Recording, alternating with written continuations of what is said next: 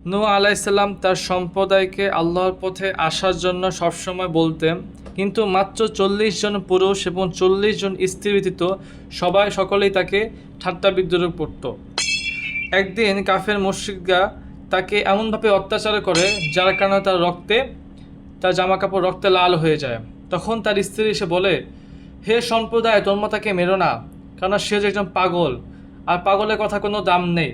তখন নূহ আলাইহিসসালাম কথাটি শুনে খুবই মর্মাহত হন এবং তিনি আল্লাহর কাছে ফরিয়াদ করে জানান, হে আমার রব, আমি পরাজিত হয়েছি, সুতরাং তুমি প্রতিশোধ গ্রহণ করো। আল্লাহর কথা মতো নূহ আলাইহিসসালাম একটি গাছ রোপণ করেন। সেই গাছটি যখন বড় হয়, সেই গাছটি কেটে একটি নৌকা তৈরি করলেন। নৌকা কারা যখন তৈরি করছিলেন তখন কাফের মুশরিকরা হাসতেছিল। একদিন যখন গজব শুরু হয়ে গেল, তখন নূহ আলাইহিসসালাম তার সম্প্রদায়কে নিয়ে এবং প্রতি প্রাণীকুল থেকে একজোড়া প্রাণীকে নিয়ে তিনি নৌকা উঠালেন। তখন তার ছেলেকে বললেন, তুমি নৌকা উঠে আসো, কিন্তু তার ছেলে বলল, আমি কোনো পাহাড়ের উঁচু স্থানে অবস্থান করবো যেখানে পাহাড়টি পৌঁছাতে পারবে না। নূহ আলাইহিসসালাম বললেন, আজকে কোনো কিছু প্লাবিত হতে কেউ রক্ষা করতে পারবে না। নূহ আলাইহিসসালাম দেখলেন তার ছেলে যে পাহাড়ে অবস্থান করেছিল সেই পাহাড় প্লাবিত হয়ে যায় এবং কেনান সেখানেই মারা যায়। নূহ আলাইহিসসালাম দীর্ঘ 40 বছর যাবৎ নৌকা অবস্থান করছিলেন এবং আলাইহিসসালাম একদিন একটি কবুতর পাঠালেন।